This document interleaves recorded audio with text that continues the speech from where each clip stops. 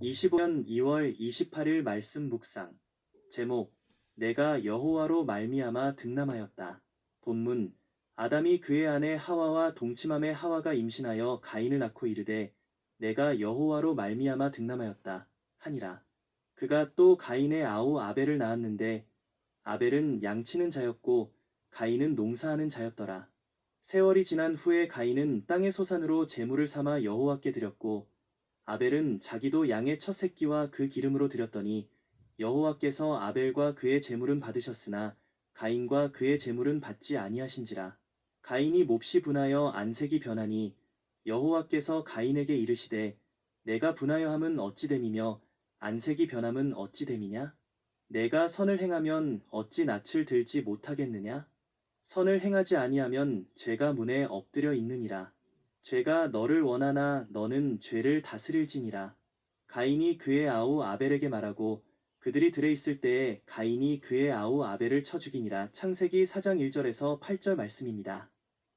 오늘 본문은 첫 가정에 일어난 일련의 사건들을 기록하고 있습니다.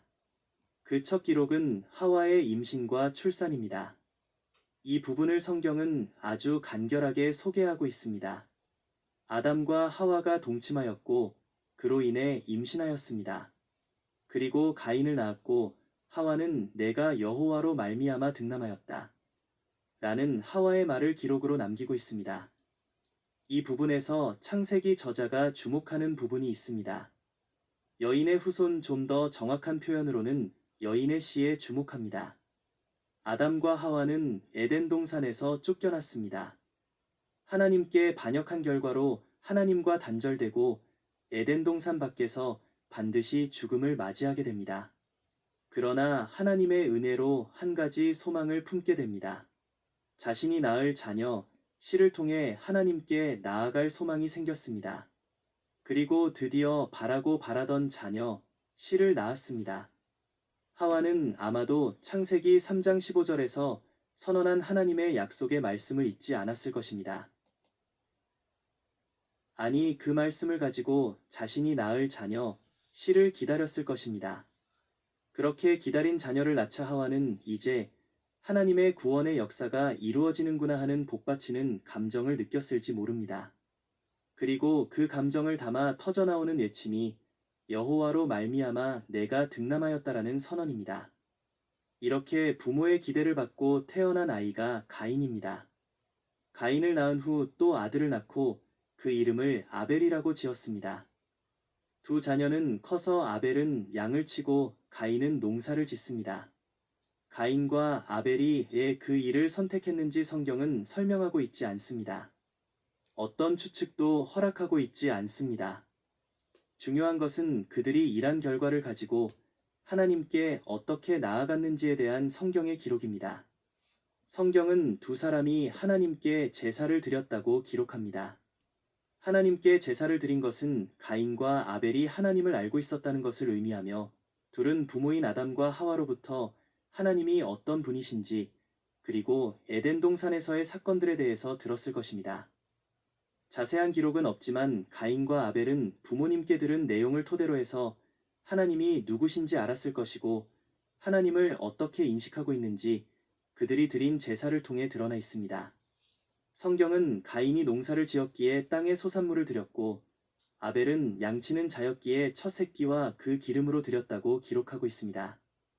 이 제사에 대한 하나님의 반응은 아주 대조적입니다. 가인과 그 제물은 받지 않으시고 아벨과 그의 제물은 받으셨다고 기록합니다. 이제 이 제사를 통해 우리가 확인해야 할 내용들이 있습니다. 하나님께서는 가인의 제사를 거부하시고 아벨의 제사를 받으신 이유는 무엇인가 하는 점입니다. 우리는 성경의 기록에서 차이점들을 통해 하나님이 원하시는 것이 무엇인지 확인할 수 있습니다. 가인은 땅의 소산으로 드렸다고 서술합니다. 아벨은 양의 첫 새끼로 드렸습니다. 이 둘의 차이점은 첫 것이라는 차이입니다. 가인은 땅의 소산을 드렸는데 첫 것이라는 기록이 없고 아벨은 양의 새끼를 드렸는데 첫 새끼를 드렸습니다. 즉 가인은 제물을 드림에 있어 하나님의 것을 구별한다는 개념을 가지고 있지 않았던 것으로 볼 수 있고 아벨은 첫 새끼로 한정하여 하나님의 것을 구별하는 개념을 가지고 있었다고 할 수 있습니다. 즉 가인과 아벨의 제사는 제물을 구별하여 드렸는가에 초점이 있습니다. 그리고 하나님께 둘의 제사에 대한 언급에 더 핵심적인 내용이 드러나 있습니다.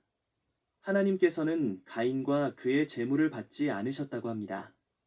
즉 가인을 받지 않으셨기에 가인이 드린 제물을 받지 않으신 것입니다. 제물과 연관지어 하나님의 것을 구별하지 않는 가인의 태도에서 하나님에 대한 태도를 엿볼 수 있고 그런 하나님에 대한 태도가 가인의 삶의 모습이었습니다. 그리고 그런 가인의 삶을 하나님이 받지 않으신 것이라 할 수 있습니다. 이에 반해 하나님께서는 아벨과 그의 제물을 받으셨습니다. 역시 아벨을 받으셨기에 아벨의 제물을 받으신 것입니다.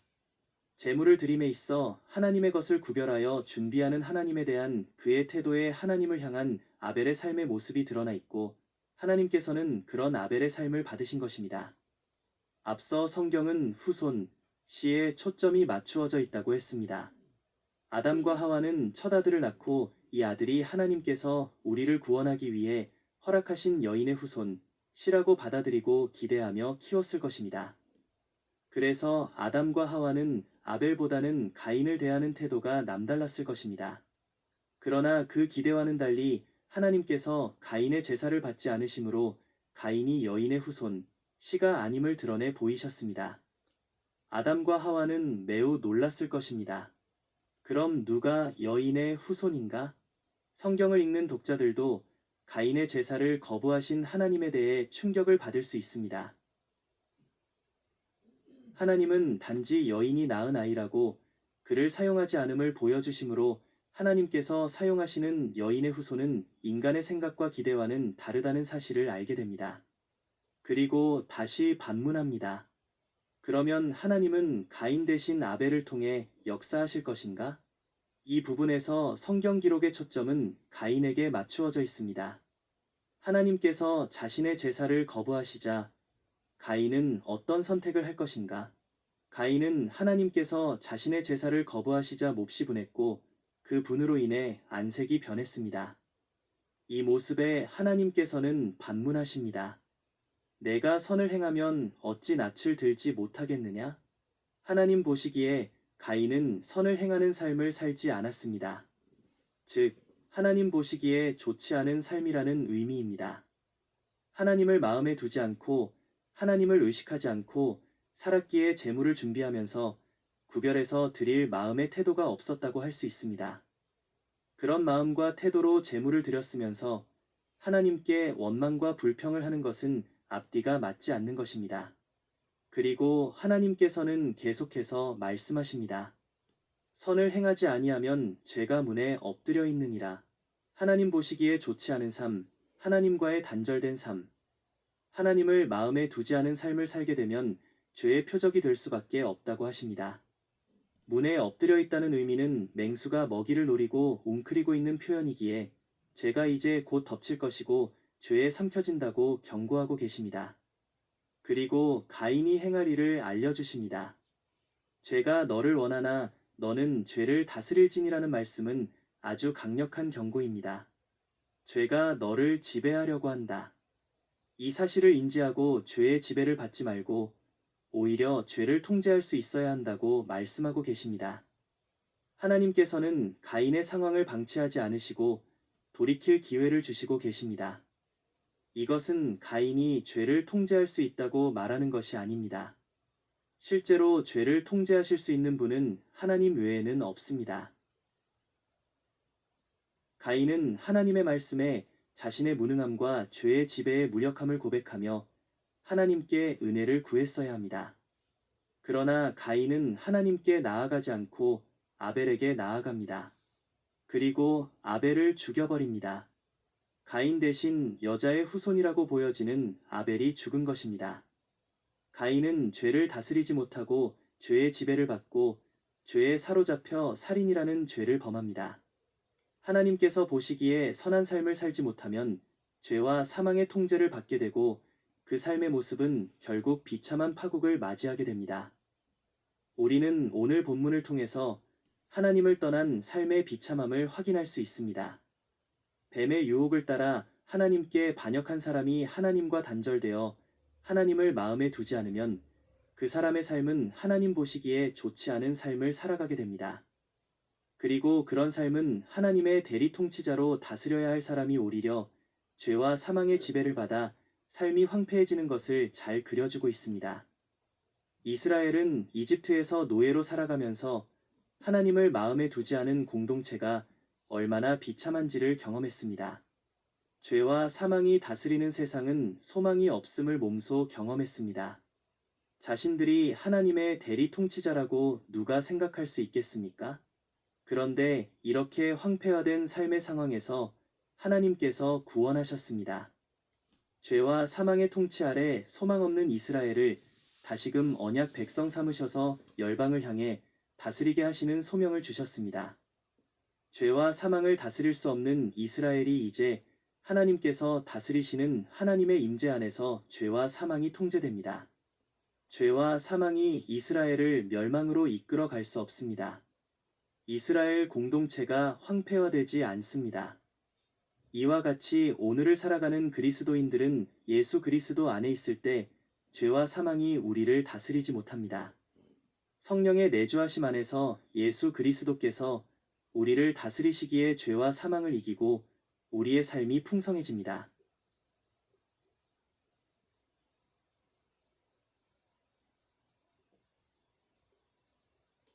그리고 하나님께서 보시기에 아름답고 선한 삶을 살아가며 세상을 선하게 다스리며 살아갑니다.